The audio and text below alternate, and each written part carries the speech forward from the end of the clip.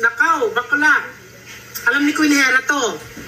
Nag-chat sa akin. Pero syempre, hindi ko naman pwedeng pangunahan yung si Madam kung gusto niyo magsalita sa lahat ng mga pinagagawa mo. Kaya hindi ako nagsalita na, sige go Madam, push para may kakampi ako. Kasi yun yung sinasabi niyo, naghahanap ako ng kakampi. Wala akong kakampi dito at hindi ko alam, hindi ko kilala yung ibang nagsasalita. Tsaka hindi para kampihan ako. Diba? Kasi kaya ko yung sarili ko. Ko, diba? 500,000. Lahat ng mga ano ko, lahat. Sa maliit na bagay, as sa malaki, lahat, you bring up nila yon. Naghahanap ako ng kakampi. Wala akong kakampi yung sarili ng morning. Nangungutang ka, tulog ako. Malamang, hindi naman ako magigising talaga nun. Kasi nga, ang lakas ng ulan, hindi ko naman alam na pupunta ka dito. Nangungutang ka. Tapos nalaman namin nung gabi, ang mga kasama mo is mga otoko. Nang wala ka na nga, puro ka pa rin otoko. Di ba? Tapos, ang paagas mo, bibigyan mo ng 10 vape. Hindi ka pa makapag-withdraw, kaya ako wala may ibigay kasi yung black card mo, hindi ka makapag-withdraw. Grabe. Black card! Black eye, bet? Ano yung sinasabi nyo na pinagtutulungan namin at inaantay lang namin yung pagkakamali? Hoy, bakla, ilang beses nang nagkamali yan si bakla, pinagtanggol ko nga, di ba? Hindi lang dyan sa sa eme-eme niya, hindi lang doon. Tsaka ano sinasabi nyo na hindi mo ipinagtanggol? Grabe. Lahat ng yon, lahat, kailangan mo i-bring. Nakita ka sa reaction ko, di ba? Ano ba gusto niyong pagtanggol ko? Putang ina niyo, Stella! Huwag yung ginagawa si Pukin at sobrang bait niyan. Ay, magkakapatay tayo dito, bes. Ganong tanggol. Yung mga sinasabi niya mga lalaki, sinasabi niya mga paangas-angas ko ng mga eksena. Mga baklaan, alam mo yung mga, ito eksena, ganto ganyan. Alam mo yon yung mga pasabugan, paeksenahan. Tapos alam, yung mga lalaki naman niya yun, siya naman nag-invite nun. In-entertain lang namin, in-eksena-eksenahan lang namin. Tapos sasabihin niya, ako daw yung nag-eksena, ako daw yung masama, ako daw yung ganto. Ay, nako. Hindi ko alam kung ano yung pinaka-purpose niya, but ginaganto niya ako. Hindi ko alam kung ano yung purpose niya, but niya binibring up lahat ng to. Hindi ko alam kung ano yung purpose niya. Pero alam ko never ako naging masama sa kanya. Alam ko yan. Never ko siyang siniraan. Never ko siyang... Eto. Sa harap ko nga sila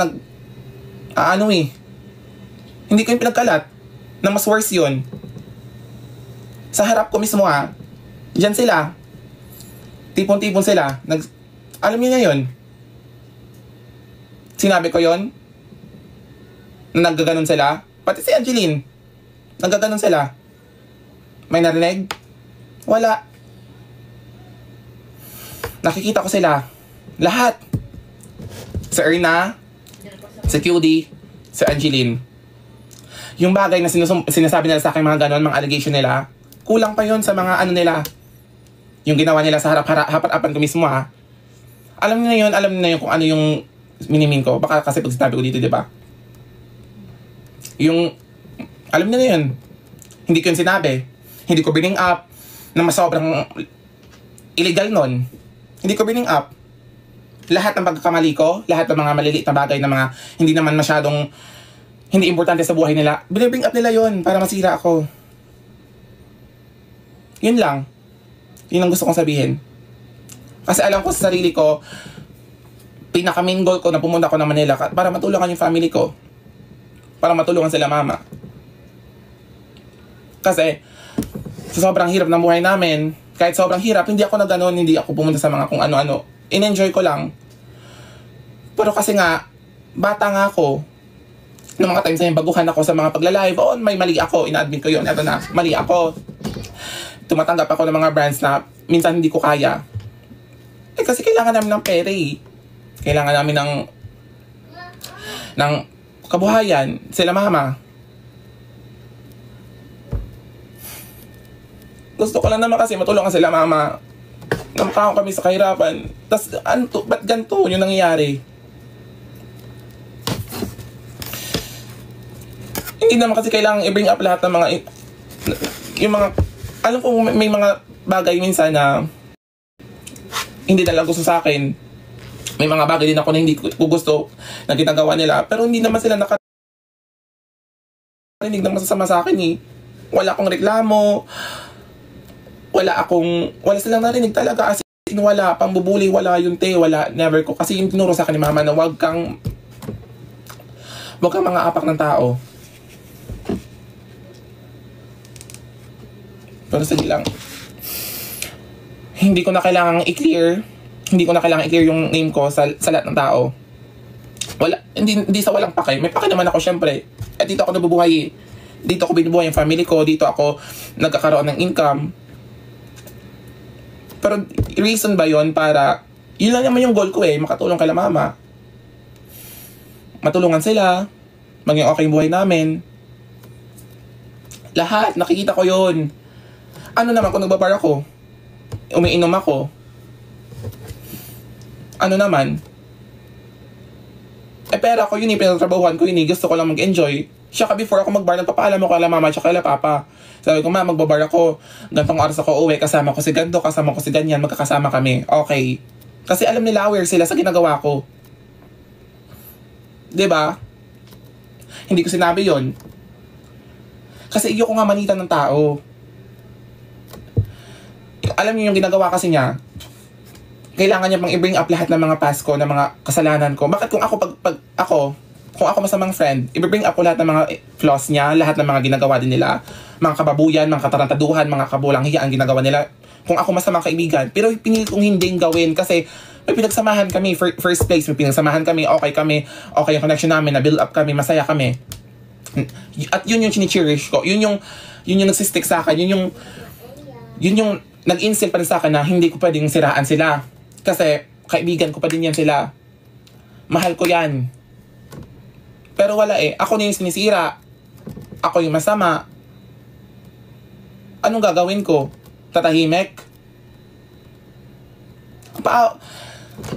Sana nagigets nyo yung point ko. Pakita nyo sa akin yung screenshot or yung post na mga post ko na ininsulto ko sila. Kasi never ko silang ginanon eh.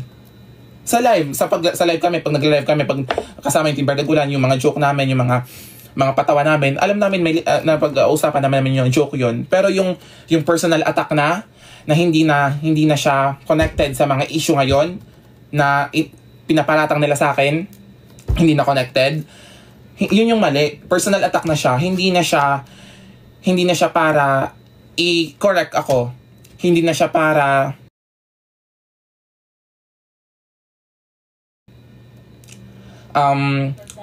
i-educate ako. Ano na siya, personal attack na siya. At yun yung masakit sa akin. Yun lang gusto kong sabihin. Wala na. Alam ko may mga mali ako sa mga past ko, sa mga sinasabi niya. Lahat alam kong mali yun. At pasensya ko nagawa ko yun. Kasi hindi pa, yung utak ko hindi pa masyadong stable kasi namumblema din ako sa bahay. Madami, si papa may sakit, si mama may sakit. Pinoproblema ko yung lahat. Bunso ako ha. Ako yung nagtrabaho kay mama at kay papa. Pero hindi ko consider yung sarili ko as breadwinner kasi first of all, hindi ako naging breadwinner, yung kuya ko. Tumutulong lang ako para kala mama. At ginawa ko lahat ng yon para sa kanila. Para hindi manira ng tao. Yun lang. Tama na to. Pasensya na ma, QD. Sa lahat ng nagawa ko. Sorry kung mga yung ganun yung naging actions ko before. Sorry kung may mga sorry sa lahat. Sorry sa mga QD kung sinabi ko to. Pero wala eh. Isa pang kinakasakit ng loob ko, pag sige lang, okay na. At least nag-sorry ako. Eto na, wala na akong gagawin pa, hindi na ako magpo-post. Focus na lang ako sa family ko. Focus na lang ako sa kung ano pa yung ikaka-improve ng sarili ko. Focus na lang ako for the betterment ng sarili ko. Hindi na ako mangangailam sa inyo. I-unfollow ko na kayo. Siguro unfollow ko na kayo. I-cut off ko na kayo. Yun lang, yung pwede kong gawin. So, yun. Pasensya kung umabot tayo sa ganito. Pasensya kung nagkasama tayo ng loob. Kasi hindi ko naman to winish lahat eh. naging okay tayong dalawa, okay tayong lahat. Hindi ko alam ba't umabot sa ganito, pero humihingi ako ng pasensya. Humihingi ako ng tawad. Bukal sa puso ko, humihingi ako ng tawad. Sa lahat ng nagawa ko. Sa lahat ng kinamehera. Sa lahat ng taong napakan ko, sorry. Pero doesn't mean na nagawa ko yun, hindi na ako pwede mag-grow. Wala. Feel bad lang ako siguro, nagawa ko yun, pero pasensya ko nagawa ko yun. Pero yun nga, hindi ko intensyon na siraan kayo. Hindi pumasok sa utak ko na siraan ka, Judy. Never pumasok sa utak ko yan. Ngayon punong-puno lang ako kaya nasasabi ko to, pero pasensya ko nasabi ko siya. Sorry. Yun lang, magsasorry lang ako sa'yo. Especially kay QD. Thank you na din sa lahat ng naitulong mo. Sa lahat ng naitulong mo. Sa lahat ng naibigay mo. Lahat ng mga brands na binigay mo sa akin. Lahat. Salamat. Yun lang. Hindi ko na kasi